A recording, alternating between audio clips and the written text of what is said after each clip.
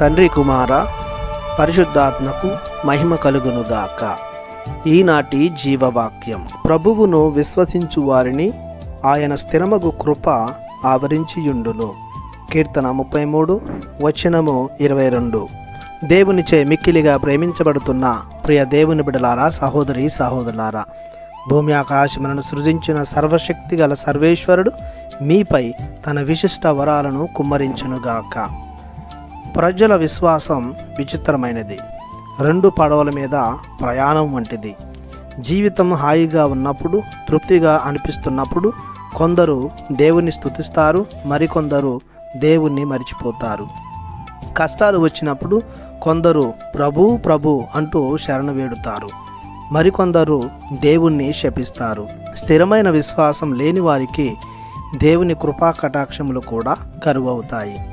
కానీ ఎవరైతే కష్టాలలో, కన్నీళ్లలో, సంతోషంలో, ఆనందంలో తమ విశ్వాసం చెదరకుండా నిలుపుకుంటారో, ప్రభునిపై ఆధారపడి జీవిస్తారో, ప్రభునికే తమ సమస్తాన్ని అప్పగిస్తారో వారికి ప్రభుని అనుగ్రహం, కృపా కటాక్షము స్థిరముగా, నిండుగా లభిస్తుంది. యోబు తన జీవితంలో వచ్చిన మంచి రోజులలోనూ దుర్దినములలోనూ తన విశ్వాసాన్ని నిలుపుకొని ప్రభుని సంతోషపరిచాడు. అదేవిధముగా దేవుని అనుగ్రహం, రెట్టింపు ఆశీర్వాదమును యోబుకు దేవుడు దయచేశాడు.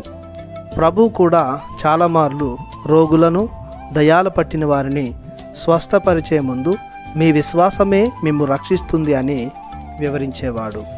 విశ్వాసానికి దేవుని హస్తాన్ని సైతం కదిలించే శక్తి గలదు. దేవునికి సమస్తము సాధ్యమేనన్న గట్టి నమ్మకాన్ని మనలో పెంపొందిస్తుంది. ప్రభుని స్థిరమైన కృపను, ఆశీర్వాదాన్ని నూరంతలుగా పొందుకోవాలంటే మన స్థిరమైన, దృఢమైన విశ్వాసాన్ని కనపరచాలి. ప్రార్థించుదాము. పరిశుద్ధుడైన మా దేవా, మీ ప్రేమ కరుణలకు గాను మీకు వందనాలు చెల్లిస్తున్నాము. మేము విశ్వసించు వారిని నీ స్థిరమైన కృపతో దీవిస్తానని వాగ్దానం చేసి ఉన్నారు. మీ వాగ్దాన వరాలను మేము మా దైనందిన జీవితంలో అనుభవించేలా మీ విశ్వాసంతో నింపి బలపరచమని యేసయ్య ఘనమైన నామములో ప్రార్థిస్తున్నాము తండ్రి. ఆమెన్. దేవుడు మిమ్ము దీవించునుగాక. ఆమెన్.